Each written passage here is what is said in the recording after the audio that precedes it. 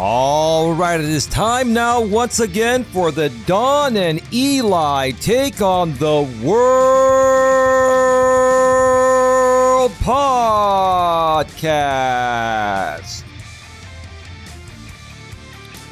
My name is Elias Mellis, but you can call me Eli for short. And who is this incredibly sexy lady to my right over here? Who are you? Who are you? Sweetheart, I'm your very thankful girlfriend, John Ledgerwood. Very thankful? Very thankful. Oh, that makes sense for today's show, baby. Absolutely. Let's get right into that feeling of thankfulness. It makes a lot of sense. And today's show is going to be a very, very simple one. Let me introduce it here real quick and we'll get right to it. Today is episode number 36 of the Don and Eli Take on the World podcast. And today we are wishing everyone a happy Thanksgiving from the GNA. Happy Thanksgiving, everyone, from the GNA. Thanksgiving from the GNA. Right. So it's going to be a very simple show, just a little bit over an hour long. We're cutting it back a little bit this week because we know everyone is busy and you have so many things to do to prep for that big day if you're here in the U.S. And if you're in another country, you probably have your version of Thanksgiving as well. Happy whatever day it is to you. Happy holidays to everyone. The holiday season is here, right, babe? Oh my gosh, it creeped up so fast. But yeah, it's here and I'm ready. It's here and she is absolutely ready. Okie dokie, yeah. So, yeah, it's going to be a very simple show. Don and I are just going to talk about what we're thankful for. And we're going to share some things that are coming up in the new year. And just talk about a little bit of this and a little bit of that. A completely 100% positive show with zero drama. Zero drama. Zero drama. Zero drama. Zero drama. I think they get it. We're waiting for the dramatic music to finish. All right, there we go. All right, so let's go ahead and get right to it, babe. We always start off by asking you first, how's the past week been at the GNA? And we're not going to get into any of the crazy details. There are a lot of crazy stuff, or there are a lot of crazy things that are going on, which is what I'm trying to say, but that's not what this show is all about. Besides the crazy stuff, how's the week been? Oh, it's been a great week. Just preparing for the holidays and making all this scheduling and arrangements and, talking with both families and getting that all scheduled. And it's just so exciting. Like, I feel it already, it's already here. So I'm in a very pumpkin spicy mood. No, absolutely. Absolutely. I feel the same way. I absolutely feel the same way. And, it's so good that that pretty much sums it up, huh? Yeah. Yeah, because the rest of the stuff is just the craziness that, we're just setting aside because it's just going to take care of itself in due time. Let me start off by asking you, babe, what does Thanksgiving Day mean to you? Family, love, forgiving. Did you say forgiving? Forgiving. Oh, wow. And being thankful for what you have and the people that are still in your life. Absolutely. Anything else? No, that's what Thanksgiving means to me. Wonderful. How about you? What Thanksgiving means to me, thanks for asking. It's family first and foremost, and you are family, and your family is a part of my family, even though we're not married yet. We will get to that at some point in the near future. But family is the most important thing to me.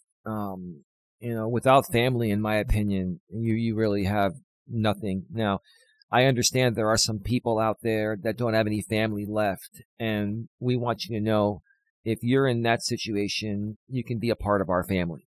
Absolutely. Here at the GNA, we welcome anyone to be a part of our family as long as you're reasonable and you're not looking to cause us any problems, right? We welcome you into our family. And, I really feel for those people that don't have someone. We have a lot of veterans out there that are all by themselves. They're homeless. There are a lot of homeless people out there still. And, we will always consider them a part of our family. And in the future, I'm really hoping that we can start really generating some good money through donations and sponsors to give back to the homeless. I think that's one thing. Well, I know that's one thing. I haven't talked a lot about it, but, I really want us to give back to those that are, less fortunate, and especially if people are homeless and they're starving and they're, trying to figure out how they're going to eat and stay warm. The winter season is here, right? And, it's starting to get colder. And I really feel for those people. And, when we waste time, dealing with nonsense and stuff like that, it takes time away from focusing on what really matters. You know what I mean? What are your thoughts about that? Well, yeah. And I think with the holidays, such as Thanksgiving, it brings all of that to a halt. And then you stop for a minute and you spend time with family, and you're not in that hustle and bustle in your mind of everything that needs to be done, before Christmas or whatever. It's just a good time to just be zen Right. with yourself as well as your family. And I know that there are a lot of people out there that don't look forward to spending time with their families on holidays. You got your crazy Uncle Joe and, Yeah. Aunt Karen that wants to kiss your face. And Aunt Karen, that's perfect. That's the stereotypical Should I name. said the other one is Chad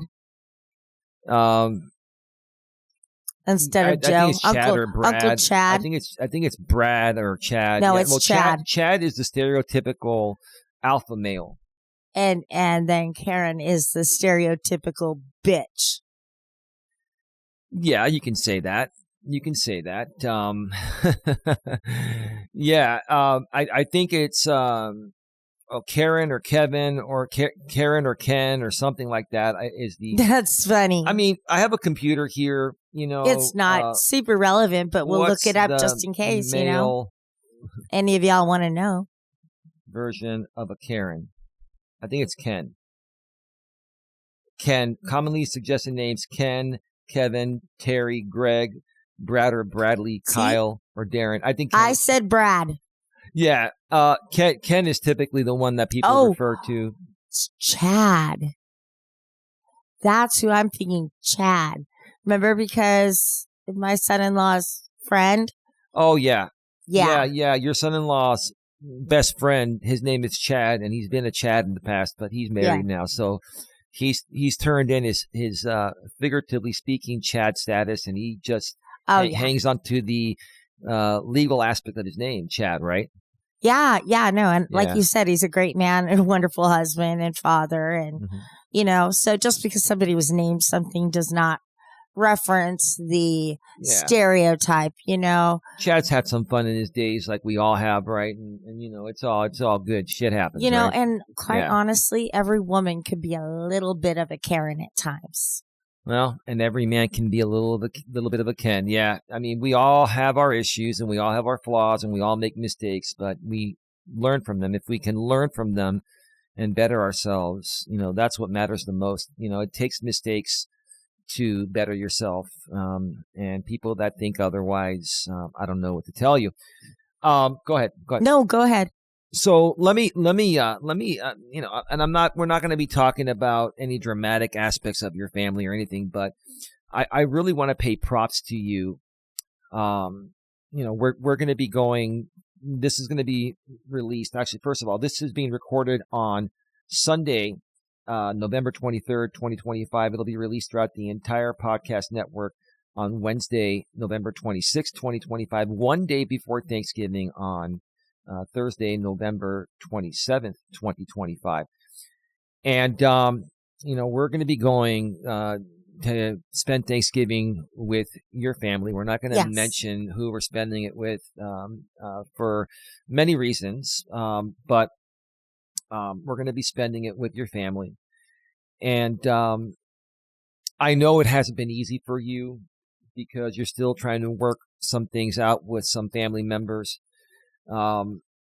But despite that, you said, hey, you know what? Don't let that stop us from going and showing up and being there and being supportive.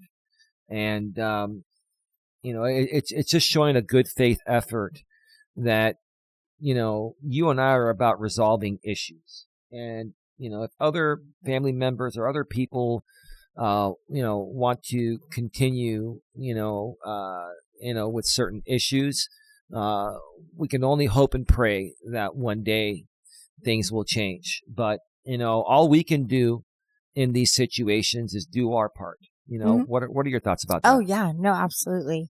I totally agree with you on that.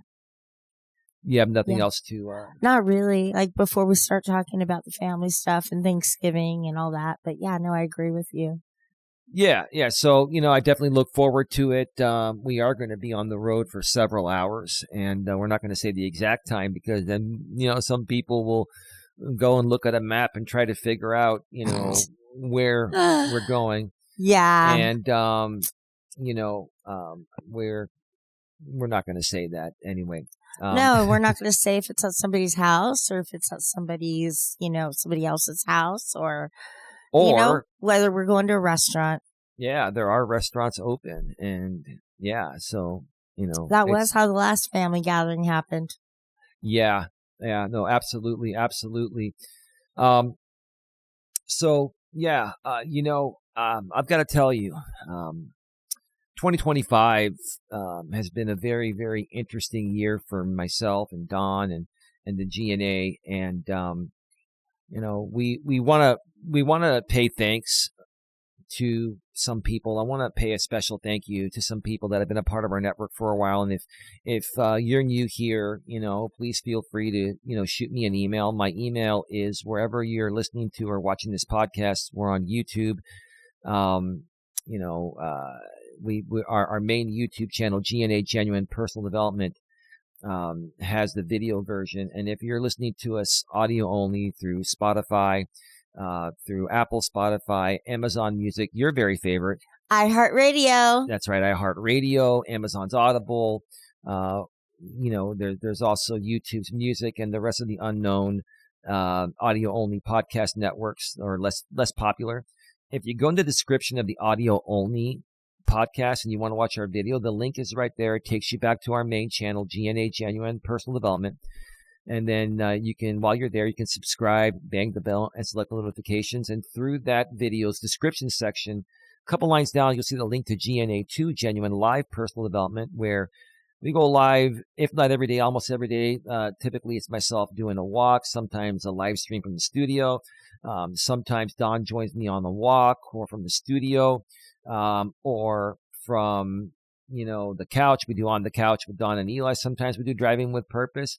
And we're just going to put it out there. There's going to be no Driving with Purpose this time. I've made an executive decision without running it through you, but I think you're going to agree. Oh, yeah. No Driving with Purpose this time. No. We've been working hard and we want to be there for everyone. And Don and I have been really big on pretty much making content. Even if we're on a long drive, we've typically done a Driving with Purpose. We're not going to do one this time on the way there or on the way back.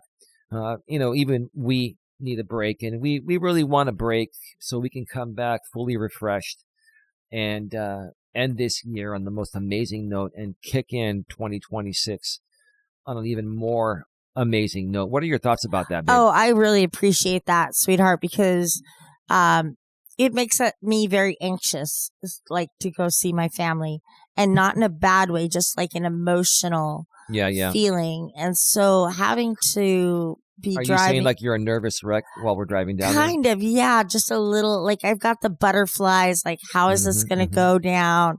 Somebody going to be mad at me for something, or somebody going to be mad at Eli, or somebody be mad at somebody else.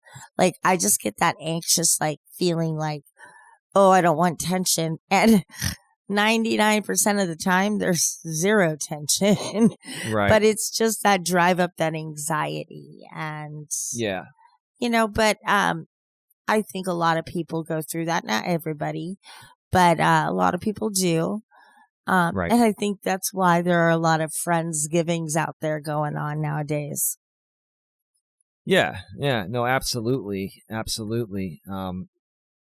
So, um, let's get more into, you know, how have some of your past Thanksgivings gone, babe? Like, do you have some memorable moments growing up Oh, as a kid? yes.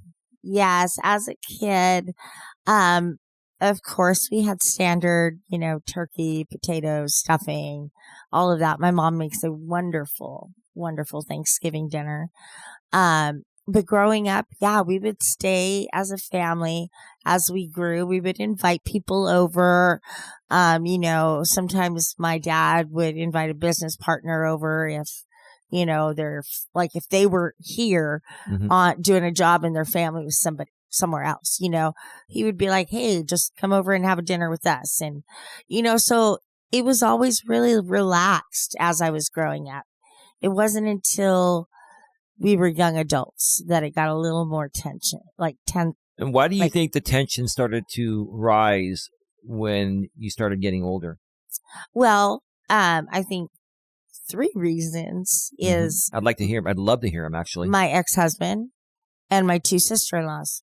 Okay. That's the huge difference. Not that they're bad people, but that's a big difference in a family dynamic. So and you figure there's three different people coming in with all three different thought processes and beliefs and all of that stuff. And to like have that all congeal into a happy dinner, gosh, that's great. And we were able to get over that tension.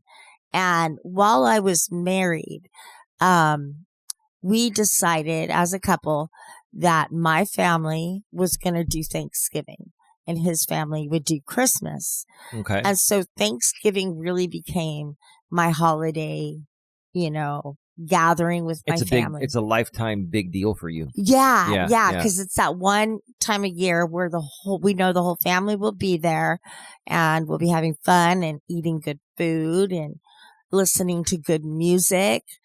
That's one thing my dad always has like the TV music on in the background all day long. Yeah. And it's not holiday music. It's just nice, light, light rock, easy listening, a very calming, type of situation. Why I'm easy like Sunday morning. Yes, Lionel. I want to be high. Yeah, I do want to be high. So high. So very high. I want to be free to know the things I do are right. Hey, Lionel.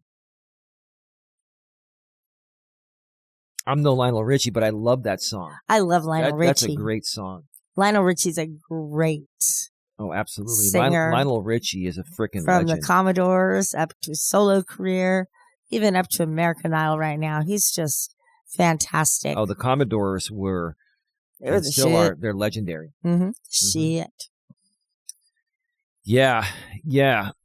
So basically, growing up for you, you had Thanksgiving at your parents' place, and then you had Christmas at your husband's place at that time. Now your ex-husband. Yeah, and a lot of times the Christmas was really at our house, and his family was coming to visit us. We were in the most central location of all the families, so our house was the best house for them all to come to. Oh, wait a minute. So Thanksgiving was at your place?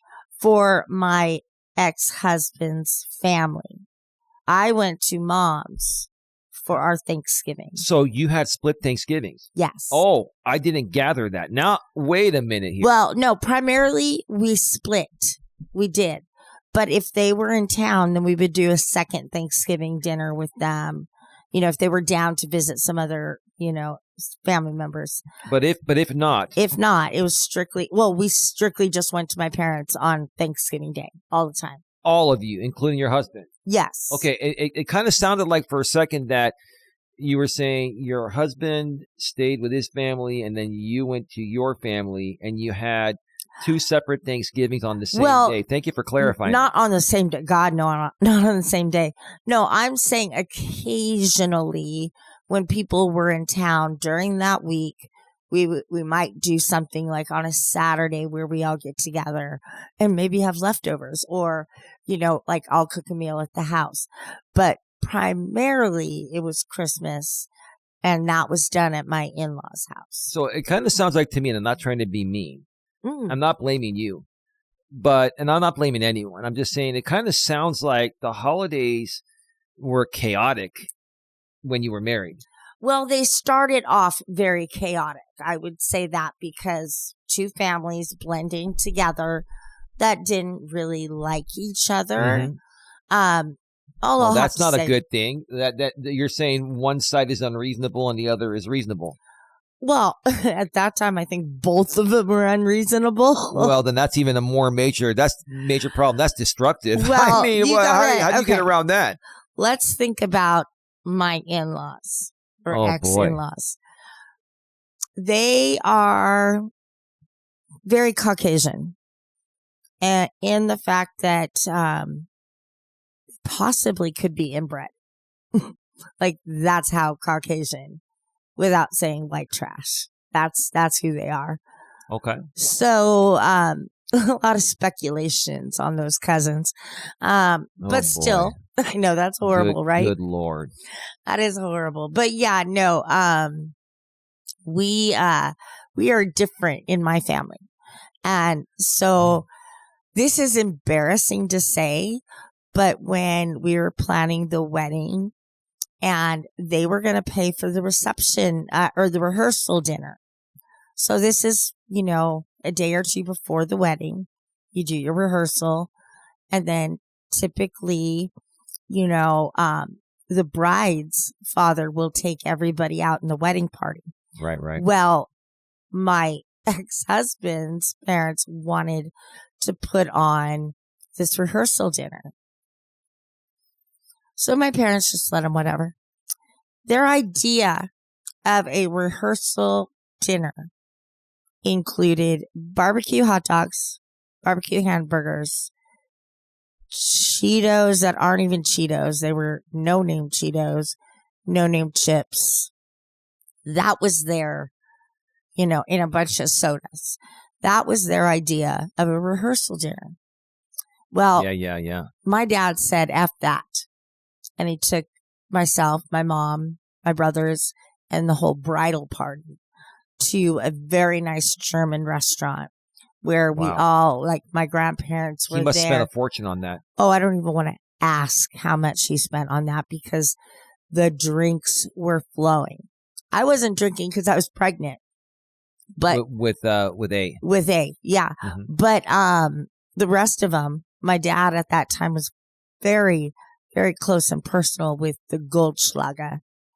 Yeah, your mom and dad no longer drink anymore. No, they don't. They've retired from drinking, and so they've retired from everything. Yeah, everyone's now retired from drinking. That's not a bad thing. Yes, but yeah, so it was a little wild, but yeah, they just two families coming from very different places, very, very different places. And I'm kidding about them being inbred. That's not true. It's just, a funny joke, I would say, Yeah. Because they were so hokey. Like, I don't know how else to say it, but y'all get my drift. It sounds like the dynamic between the two families, your ex-husband's and yours, it's like, remember like night and day difference, huh? Remember the Beverly Hillbillies? Oh, it was like that? Oh, and boy. So they were like the ones that are all crickety and stupid. And then it would be like the other family, mine, who would be the reasonable ones? The more reasonable, put together, probably wealthier, So it just, honestly, sometimes that just doesn't mesh. So our families never could do a holiday together. Birthday parties, whatever, for the kids, that was all fine. They could tolerate each other then. But holidays, they could not. So we were set to split them right away. And it was either rotate or just split the holiday in half. Like, one goes for Thanksgiving, one goes for Christmas. Yeah. You mind if I just share my very simple Absolutely. dynamic Well, because it's not simple. It's very interesting because the Greek culture is actually very interesting in how their family dynamics are. well, you're right about that, but we keep it simple. We don't. Okay, I'm not saying there isn't any drama once we all get to the dinner table, but we never had any arguments about where we're going to have dinner, where we're going to go. We always figured it out, and the family always went there. Well, I And think like with your family, it's just a matter of either your mother or your aunt just saying, "Okay, I'll do it." well, this was before. This was when my dad was alive, and then my grandparents, his parents were alive. There were Yeah. 3 more people. And then, before my cousin, got married, and then she, and I'm not gonna, we're not gonna get into that. Oh gosh, you know, no. but my cousin, No, she's she'll come around, but she doesn't always come around to the she's a Thanksgiving. beautiful woman and she has a fantastic husband. They are not always there, and Yeah, that always happens. Like that happens sometimes. yeah. They can't make it to every family gathering. But growing up, those were always the days that we got together, and we spent time as a family. And sure, we had our moments. And when my grandpa was alive, I was named after my grandpa. And in the Greek culture, we don't have junior, senior, and all that. But I am the equivalent of Elias Jr. My dad named me after his dad, and my mom named my brother after her dad. So that's how the Greek culture works. The first son gets named after the dad's dad. The second son gets named after the mom's dad. And if it's a daughter, it's a similar situation there. Excuse me. So, and that's why my aunt's daughter, Kia, was named after my dad's mom, because that was the first, daughter, in my dad's family. Granddaughter. Yeah, granddaughter. Sorry, Yeah. granddaughter. Yeah. So, the Greek culture is very interesting. We have a lot of interesting traditions. And look, we had our moments, but the one thing I can say about our family is that we've never abandoned each other. We've never given up on each other. My cousin, and I'll just say this, not a big deal. My aunt is not overly fond of my cousin's, her daughter's husband, but it's amicable. All I'll say about that is that in the Greek culture, some people are very, I would say very strict on you marrying another Greek person. That is true. And I think Theolitza is very strict on the Greek traditions. Yeah. And I think that just causes a little tension. It's not horrible. It's just that, yeah. She's doing the yada, yada, yada. She's a bit old school. And Yeah. so was my dad. My mom, not so much, because my mom, she was 18 years younger than my father. So my mother's... I'm sorry, but I think if your father was still alive today, he wouldn't have a problem with it so much. No, he would not. But when we were younger, like in our preteens and teenage years, you're going to marry a Greek girl. I mean, that's how it was. And then I was like, I'm going to marry whoever loves me and I love. I can't predict it. It might be a Greek girl. I'm not open. I'm not against marrying a Greek woman, right? I was telling him, but it all depends on what happens. You never know who you're going to come across and who's going to work and who isn't, right? You don't know who your soulmate is. You don't know. You really don't.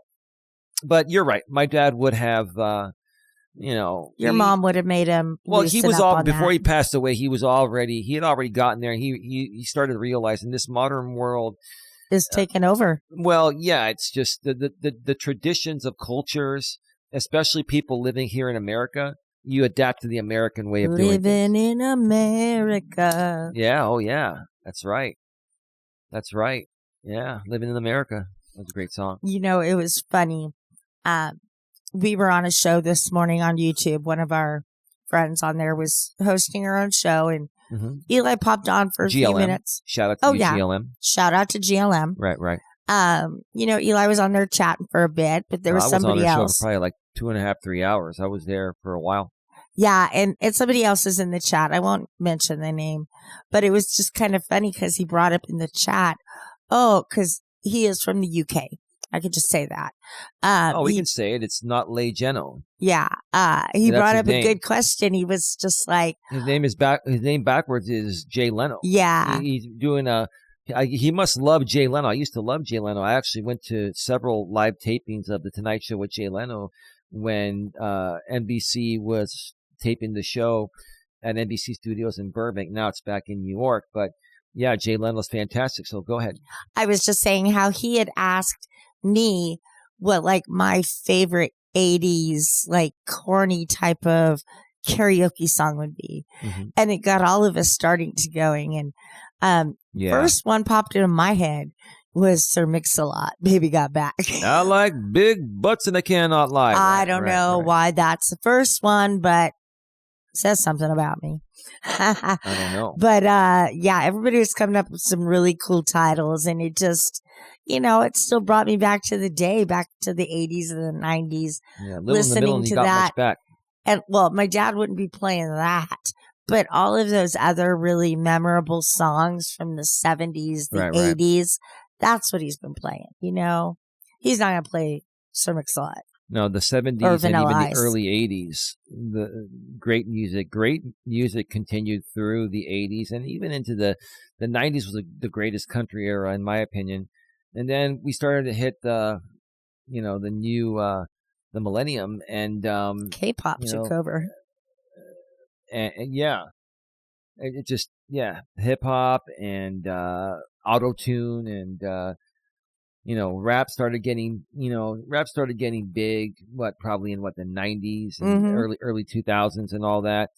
And now it's a whole different world. Yeah. I remember I worked when I was in high school, I worked at Musicland, which they don't exist anymore. Same with Tower Records, same with Warehouse. Sam Goody. Warehouse, Tower Records. Sam Goody, Musicland, right? Yeah, and I remember all of those like rap CDs had explicit like parental control for explicit language, and I was like, because I worked there. Anybody over the age of 18 that works there could buy it. Right. And so I would just have one of my coworkers buy it for me and I'd take it home and my parents would get so pissed. But I got really good at listening to it at a level that they couldn't hear. I had some older friends that were old enough to buy those and they would make me a copy of it back then. It was what do you call it? 2 Live Crew. Oh, that I had that one. And I'm just going to say the first part. Yeah. You see, me and my homies like to play this game. We call it Amtrak, but some call it the train. We all would line up in a single file line and take our turns at watching girls behinds. But I'm not going to say anymore. It's really too explicit. I was like, how far are you going with that one? I'm not going to go any further because we're keeping this show clean and professional, right? Yeah, I had that one. I had Public Enemy, NWA. Oh, NWA was brutal. Biggie Smalls. Yeah. Oh, Notorious Big? Uh-huh. Yeah, Notorious Big. God rest his soul. That was a sad story. And Tupac Shakur, Tupac. Oh, I'm not shedding a tear over him. I liked Tupac's music. Tupac was a genius. He was. But, yeah, no, Tupac. What, a genius like Sean Puffy? Nah. Well, no, hold on a second.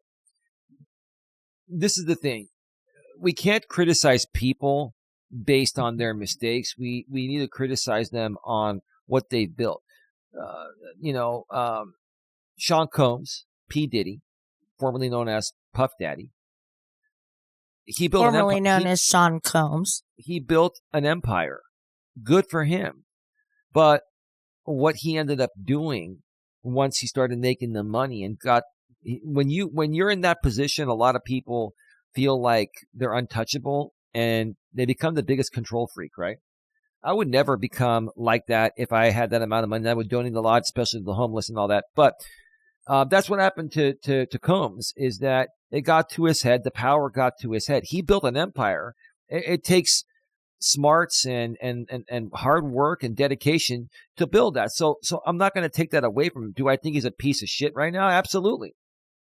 And I think most of the world does too, based on what he did, right? And now he's, paying the price for it, but he built an empire. And, I have to give credit where credit's due. You know what I mean? Yep. But yeah, so, my family dynamic, wonderful. I mean, we had our moments, and sometimes, there were times where I didn't feel like being there. But I always went. It was basically, here's the thing. When you're going to school and playing sports and you're basically busting your ass for 5 days a week, right? Monday through Friday, right? And you get weekends off to rest. Sometimes, you have games on the weekends. Well, there's AYSO soccer, and then there's Little League baseball, right? And then during the week you have school. So it's like, when you get a day like that where there's nothing going on and then you still have to do something, that's what my problem was. I love my family. It's not that I didn't want to spend time with my family, and I always showed up. But there were some times where I was trying to say, I don't feel like going. I'm not feeling good. And it didn't fly. And my dad was like, you're going to go. You have no choice but to go. Okay. Well, when Dad talked, we listened, right? But the way he talked like God himself. You gonna go? You'll go. My dad was one hell of a disciplinarian. He was. I mean, he didn't never hurt us or anything. But look, if you can't be firm but fair, no one's going to take you seriously, and then you're not going to learn responsibility. But those holidays, all I wanted to do was sleep all day and do nothing, because every other day besides holidays was chaotic. And yeah, playing sports. My brother and I were playing sports. And then we had our studies, right? We're playing sports at school. We're playing sports, with the leagues here in Redwood City. And, and that now we got to go spend a whole day with the family. And then they're going to ask us, oh, how you doing? How you been? And what's going on? And it's like, you know what I'm saying? Yeah, but it's also Thanksgiving especially is good for that, because you can go and you could eat. If you eat early, the tryptophan will put you to sleep. Then you'll be sleeping all day like you wanted to. Wow. And you can be there with the family, just watching some football and close your eyes into La La Land, You're right. And nobody would say anything. Yeah, you're absolutely right. Yeah. Yeah, but I wanted to say one thing that was kind of pertinent about Eli and the holidays. And he's talking about, his dad and his aunt and all that. Well, all of his mom's family is in Greece. So they did not have to share the holidays or really decide what was going on. It was just really like, which way are we going 5 minutes down the road? Is it towards, your parents, or is it towards your aunt? You know what I'm saying? Yeah. Yeah. Yeah. It wasn't, they didn't have to separate the holidays and families, all of them are just right here. And I'm glad you brought that up. That was the really hard part for my mom, is that my dad brought his entire side of the family over to America when he married my mom, and my mom's entire side of the family stayed in Greece. And we went to Greece a few times. My mom went more than us. And my mom's mother came out, once every 7 or 8 years, she would come out. Maybe every 5 years or so, she would fly out and stay for 2 to 3 months. And I gotta tell you, my mom's mom, God rest her soul, my grandma from Greece, she was no disrespect, she was the best maid you could ever have. Any hotel would hire her and pay her top dollar. She is immaculate. This woman can take chaos and make it look brand new. And I just had the utmost respect for her. She would fly out, like I said, every 5 to 7 years or so. My grandpa, he feared flying, so he never came out. But, I saw him in Greece, a few times. And, the rest of my mother's family, we saw when we went to Greece when we were younger, but they never came out. It was hard on my mom, and I really feel for her. But I got to tell you this, my mom, I'm sure she always had some strength, but she's become stronger. And I think finding my dad, who was already very strong, that made my mom even stronger. Like, they were a good team. And, I got to tell you, my parents, they dedicated their life. They basically gave up their fun and their life to give my brother and I the best life possible. And I got to tell you, I owe my mom and dad. My dad, God rest his soul. I'll make it up to you whenever I get there. My mom, I don't think there's any way I could ever repay my mother back for everything she's done for me. And I'm not even talking about... It's a support. I'm not even talking about financial. It's not monetary. Like, it's the love and support she gives us. I could sit there and win the lottery and give her $10 million and say, here you go. And that's not repayment. Like, that woman... She would laugh at you. Well... You stupid goat. Keep that for yourself. Well, I would... If I won that much money, I would give every family member. It would go right into the trust. Well, yeah, some of it probably would. Yeah. But I would still give each family member some money, including my brother and my cousin and all that. But that's just who I am. Like, I'm not a greedy person. I just need enough to survive for myself and you and the dogs and then the rest of the family. Like, I just want to take care of my family. But yeah, my mother, there's no one like her. And I'm not even being biased when I say this, because obviously, when you truly love your family, most people are going to be biased. And I'm just telling you, if I took all the bias away from the aspect of, yeah, you just automatically love your family, you automatically love your mother. There are people that don't love their family.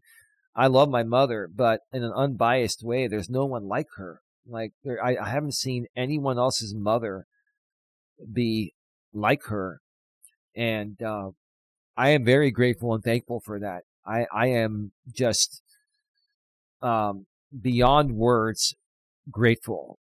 And I think you feel the same way about your mother. And when you were struggling with alcohol, we've talked about it on past podcasts and other streams and videos on YouTube. But when you were struggling with alcohol years ago, all you kept asking for was your mother. Like, tell me, and I know you love your father and everything, and I do too, but tell me, how much does your mother mean to you? How much is that relationship with your mom? How much does it mean? Do you want me to cry? I mean, you can do whatever you want. It's all good. You know what my mama means to me. She's my hero. She really is. She didn't do everything perfect, but she did it perfect for us. So that's a big difference. So yeah, she didn't always follow the manual, the non-existent manual. Let me tell you. Do you think any parents ever follow the manual? Is there really even a manual? There isn't a manual. There's no non-existent. Manual. They don't, it's not like a driver's license where they give you things and they test you on it before you even have it. Like, you get pregnant and they're like, oh, here's a baby. Have fun. Go, raise that kid. It's a lot, but family's there for you. And, I want to say is like, I probably did come in an unbiased situation with your mom. I, didn't have good past relations with the mothers of the people I had relationships with. And I was intimidated because she is Greek and she's full Greek. And I just felt like, oh, she's going to have some definite opinions, you know? Well, everyone has opinions, And but it yeah, was, the Greeks have the old school Greeks, like my mom, yeah, they have very strong opinions, right? and Right. me already feeling like I wasn't even worth being with Eli. I didn't think I was going to be accepted in here. That was on you. Oh, sweetheart, I know that. I'm talking I about my know. feelings. And so I know. when I came to live with him, I still felt a little, on edge. I didn't know what to take from her. Like sometimes you look at her and you don't know if she's joking or not. And then she'll have her face like Babe, stone that's called cold. sarcasm. Yeah, and then she'll give you that little twinkle in her eye, and you Yeah. can see the smile in her eye, and you're like, "Oh, you're giving me shit." Okay, I get it now. Yeah. But Yeah. now, my point is now, like, I couldn't ask for a better mother-in-law. Yeah. She is supportive 100% of us, and that's great. She also supports me with the struggles I've had with my daughter. And she tells me all the time how she missed her mother Yeah. as she wasn't able to see her mother. Yeah. And what pain that was. And so she could, understand my feeling. But then when she told me hers, it was like, okay, my situation isn't that bad. I still have more hope. So she really helps to give me that faith and, just that drive to keep going. Yeah. And She's wonderful. The interesting thing, going back a little over 4 years, we've been together a little over 4 years. The first time I met your mother, she wanted to rip my head off, and I understand that's because, and I'm not going to get too far into it, because I stood up for you regarding some other family issues, but I was new. I was new to being with you a few months, 3-4 months, and she had seen your past history, and when you have a history like that, that's out of your control. I mean, you never know who's going to work and who isn't. You got to try, right? She looked at your history and then saw me standing up for you, and you've had this issue with a family member, and that triggered your mother because she didn't know who I was. She's probably wondering, who the hell am I? And looking back, I don't blame her for feeling that way, but at the same time, I just always knew there was something very special about you when I first met you. And when men feel their women are being attacked or harmed, even by family, we get into extreme defensive, protective mode. We just do. That's just a masculine trait. Mm-hmm. Okay. And if we fast forward now, you were struggling with alcohol back then. You got yourself clean and you're good. You've really turned it around. Now, the last few times we've seen your mother's been like, I've been like quiet, and your mother's like, chatty Cathy with you. yeah. Yeah. And it's like, it's gotten to the point of where, I feel I have a really good relationship with her at this point. Now, yes, there are always going to be things to work on. But yeah, I have a lot of respect for her. I'm not going to lie. In the past, I didn't know her. I didn't understand the situation, why they were coming at me, and they probably were probably wondering, why am I trying to get involved? I haven't been around that long. They didn't realize I was being genuine with you. And now your mother knows after 4 years, Yeah. I mean, I think that's enough history to, what's that? I was saying, yeah. No, I mean, my mom, I will say in my past with my relationships, they're all long term. It was 15 years total with my ex-husband. That's the 2 years before, including the 2 years before we got married. The next one was 7 years. The next one was 5 years. I'm already at 4 with him. So my relationships are very long term. And my mom and dad see that. And so when I bring somebody into my life, they take a vested interest into knowing who that person is, because I do tend to latch on and, I fall really quickly. I really do. But I think that's just because I have so much love and trust in my heart. You made it easy to love you. Well, I think what you're more so saying is that you had a lot of faith in the beginning, Yes, because faith. no one's going to be able to trust someone right away automatically. You And can see, get my mom didn't have that faith at first because of the your past crap experiences. I've gone through in the past. So I think that's why, just like my friend in Hollister, she did a look at you. I don't think she was searching my name. I think she was searching your Well, name. she was searching, and we didn't really want to get into this, and we're not going to, but, she was looking up things about me online, and she found things that people were doing to me online that weren't true. That's as far as it goes. But we got that resolved, and now they know the truth. They've gotten to know me. They know who I really am. Yeah. And it's the same thing, with your mother. But I think, in my opinion, I just think that was a situation where the choices you made, not your fault. You made choices, they didn't work out. Maybe she didn't have faith in the men you were with, not because of you, but just because of the luck of the draw. Yeah. So she's thinking like, my daughter is attracting men that are losers and idiots.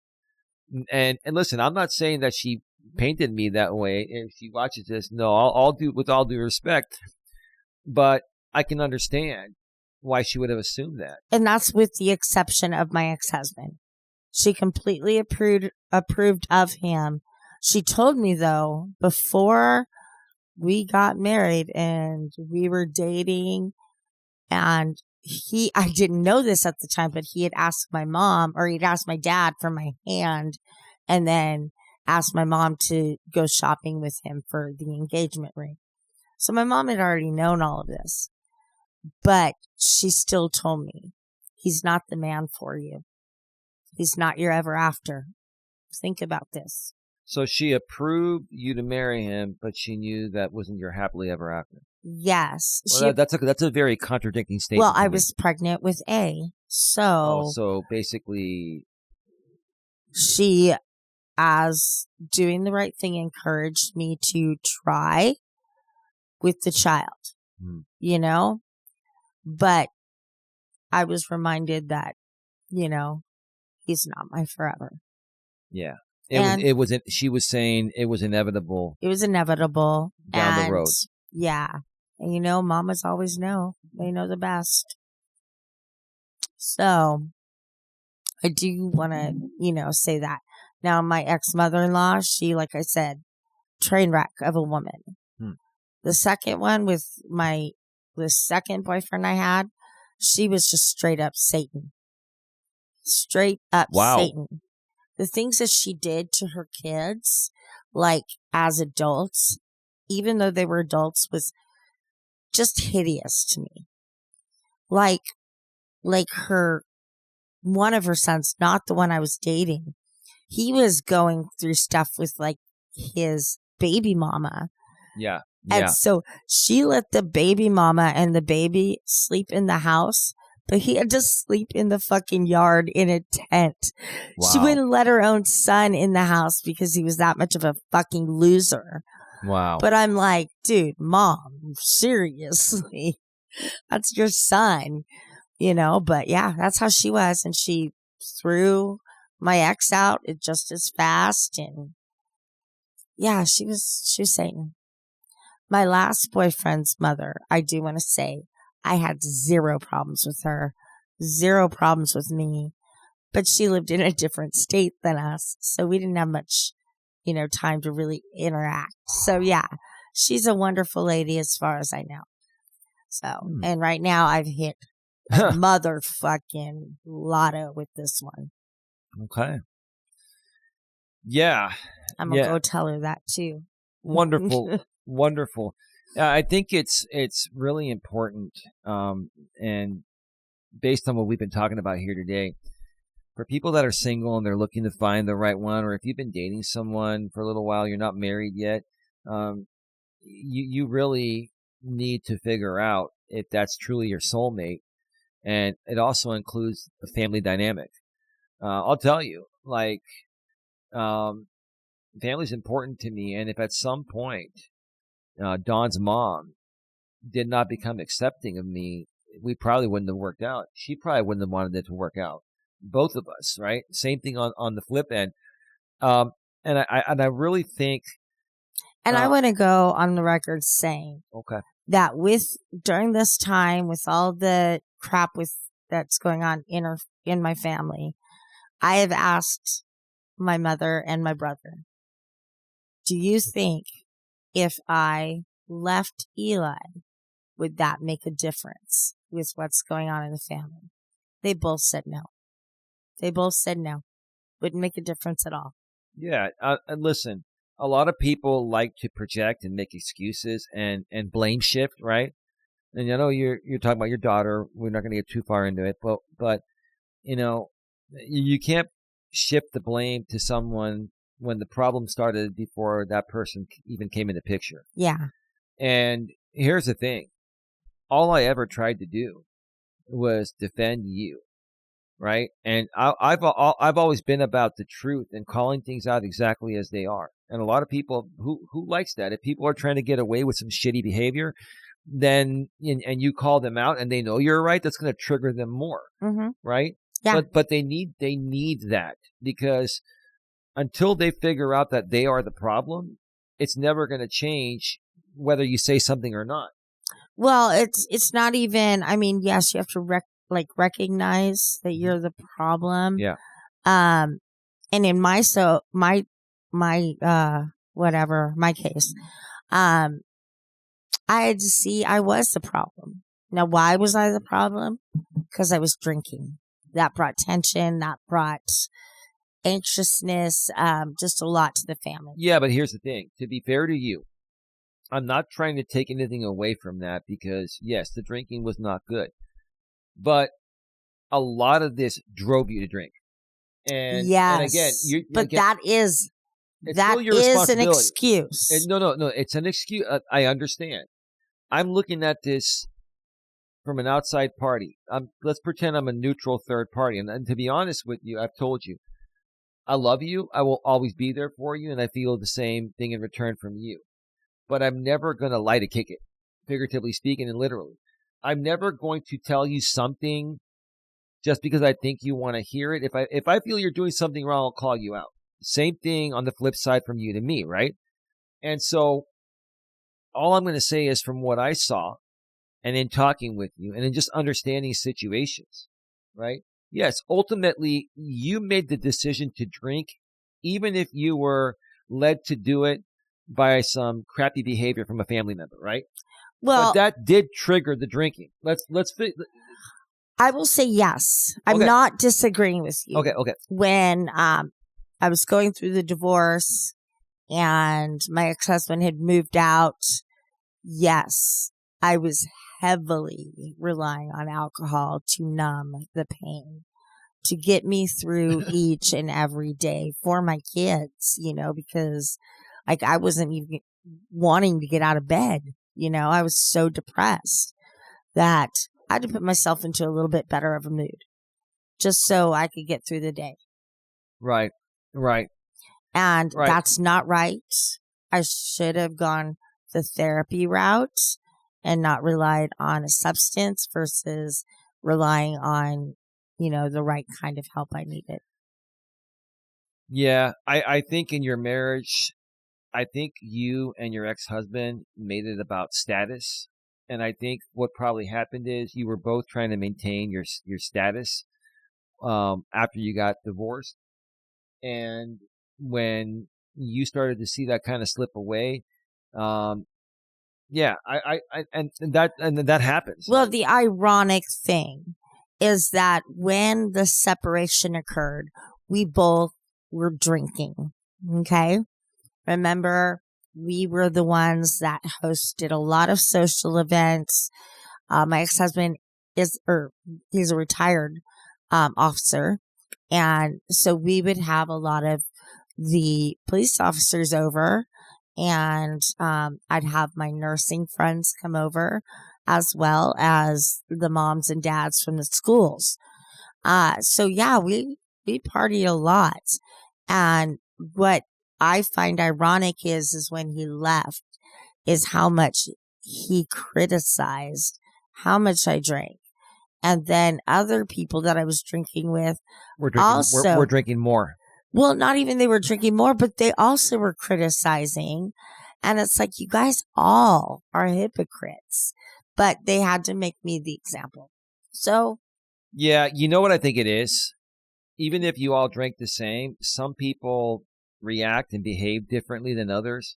People like to look at somebody else and find the faults in order to make themselves feel better. Right. I used to seriously watch Intervention in order to make myself feel better. So I was like, well, I'm not drinking like that person, or I'm not hooked on drugs like that person. You were trying to find a justification. Exactly. Right. I'll admit to justify it. That's what I was doing back in the day. Yeah. And you learned, and it's all good. That's the process of life. Do you want to know what I was going to say? Yes. I was in the middle of saying something, and then we went off on something else. But what I was going to say is, for me and for everyone else out there, if you're in a relationship and you're deciding whether you want to marry someone or not, and you're looking to see if they're your soulmate, family is important, and you have to make an effort, a legitimate effort, to get to know, like, trust, and love your partner's family. And yeah, you don't marry. It has to be a mindset, and it has to be something that you believe in your heart and your soul, because you need all the support. Yeah. Yeah. You remember, you're not just marrying the person, you're marrying the family. You are marrying the family. And if I don't know that by now, then woo, I better run. Because, you all have seen my big fat Greek wedding and how that goes. So, if I don't see this coming the way it's coming, then I'm a dodo. And here's the thing, and I'm not going to get too far into it. And it's not really that big of a deal. I can tolerate it. We've talked about it, and I'm not going to get into details, but there's some drama going on with some of your family members beyond your daughter. I'm not going to get into that. But I've told Dawn that, she wanted to go. I was thinking maybe we shouldn't go. She said, let's go. Okay, no problem. We'll go. We spent last Thanksgiving with my family, this year with yours. So we're going to alternate, right? That's what we do. And there are some things going on, but what I said, I'm going to go there with you, and all I'm going to do is keep my mouth shut and, say hello to your mom and dad, and just let people lead the conversation. And if anyone in your family tries to trigger me, I'm just going to say, hey, I'm not looking to cause any problems. I love your family, and all I've ever wanted to do is support Dawn, and see you de-escalate the situation. Now that may trigger any instigator to get more triggered, because an instigator that's going to instigate things, they already have it in their mind that they want the reaction, and typically typically you're not the problem. They're trying to get a reaction from you to fuel their need for chaos, right? Some people are like that. And what they all forget is that they're sitting at the table with my father, who is the head of the table. Right. So if anybody starts anything, he don't care who you are. He's going to tell you to get the fuck out. And that he has said that to all three of us kids at one point. Yeah. So if you're going to come in here and start drama, adios. Oh yeah. And your dad's like the coolest, calmest guy. He's the coolest, calmest guy. And your mom, when she's not triggered, she's all good. When your mom is triggered, that's like World War 100. That's like, oh my, that's just you, my friend, are very lucky you didn't meet her 30 years ago. Well, I still got it good when I first met her. If it happened 30 years ago, I might not be around right now. You might not be around. But I kind of question, maybe, is she the reason my husband left me? Yeah. Did he get scared of her? I am just fucking joking. It is a joke. No. She's a fantastic, supportive, loving mother. I wouldn't trade her for the world. But you want to know, because we got about 7 minutes, and we got like 5 minutes, we need to wrap this up. No potty breaks today, guys. No, we're good. This is good. I was thinking about this, and I don't want this to be this way, but a lot of people, and let me just finish before you jump in, because this is a big statement. Please.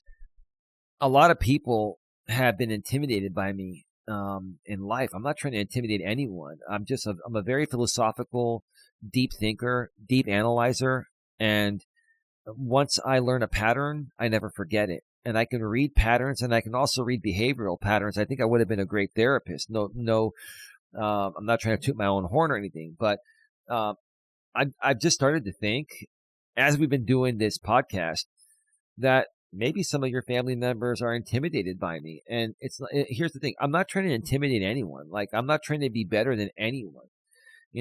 All I want to do is just get along and support you as best as possible and live a happy, healthy life. Yeah. But, some people, when the new guy comes in, even 4 years later, after he's proven himself to be good for, the daughter, the sister, right? There's still some intimidation stuff there. Well, right? They're also going to be extra cautious because I've been hurt so many times. So they are really on the defense, looking for anything wrong with that guy to warn me about. Yeah, some of them, not all of them. Yes. Yes, some of them, not all of them. Some of your family members, and none of them really hate me or anything like that. It's not that. But some of them they're cautious because, all these people grew up with you, and they you know each other's history. And here I am coming in and just trying to be cool with everyone, just trying to be a fair, neutral, decent person, a family man.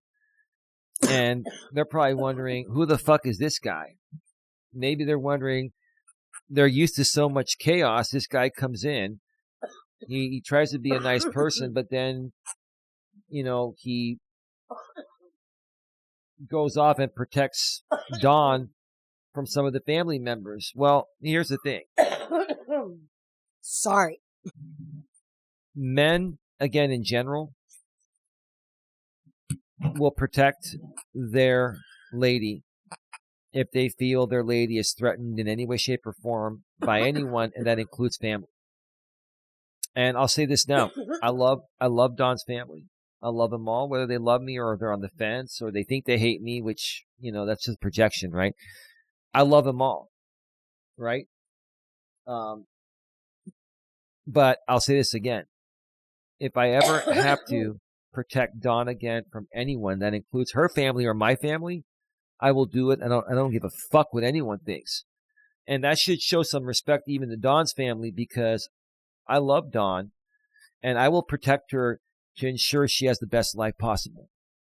And that's what I feel makes a man, is protecting what he loves, protecting something that's very close to him, and something and someone, you're someone that has greatly supported me tremendously. The mental and emotional support that I've had from you the last 4+ years, even during the times when you were drinking and stuff, is second to none. Regardless of whatever this woman has been through, she has been more loyal to me. I can't count my immediate family, because that's an automatic.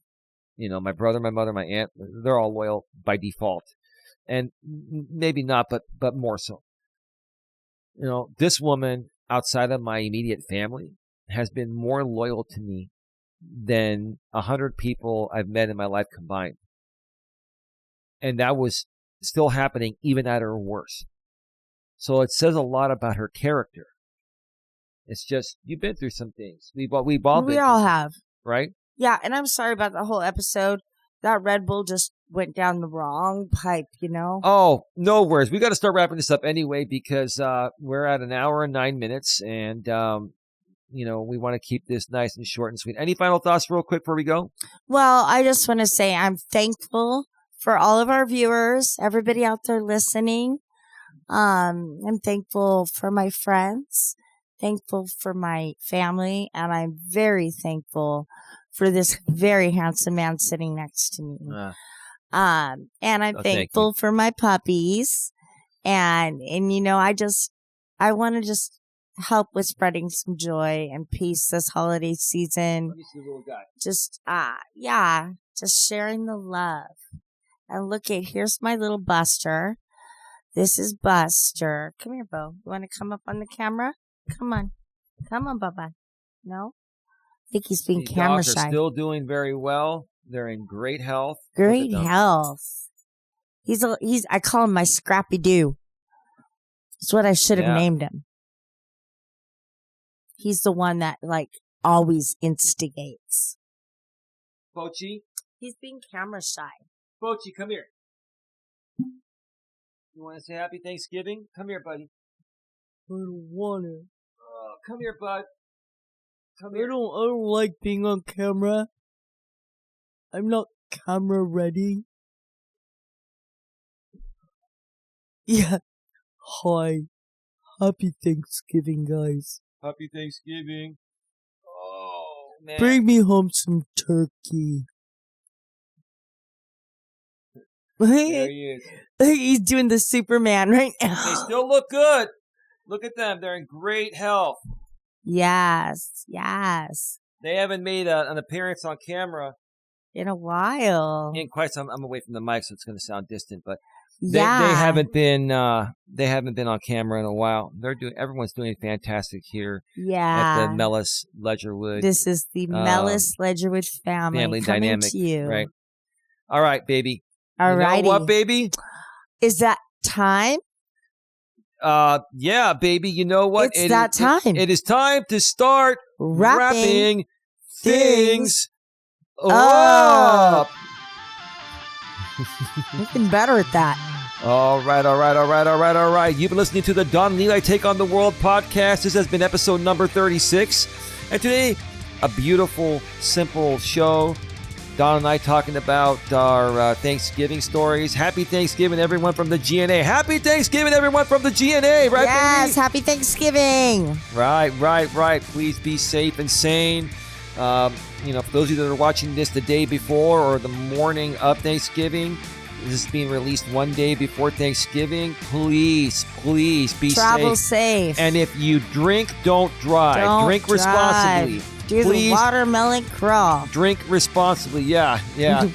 If you drink, don't Got drive. 100 gallons of sweet red wine made from the biggest watermelons on the wine. Yeah. Help yourself to some, then obey the law. If you drink, don't drive. Do the watermelon crawl. Tracy Bird. All right, so listen.